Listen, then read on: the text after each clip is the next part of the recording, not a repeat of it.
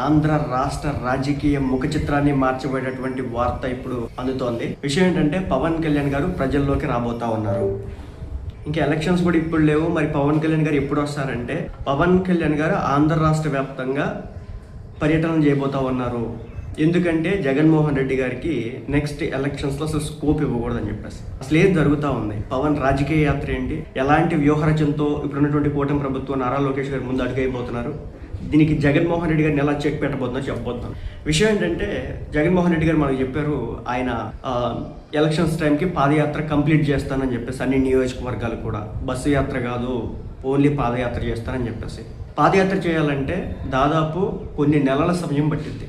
రాష్ట్ర వ్యాప్తంగా తిరగాలంటే దాదాపు ఇంచుమించు 2 సంవత్సరాల సమయం, అంటే సంవత్సరంన్నర మినిమం పట్టిద్ది అనమాట.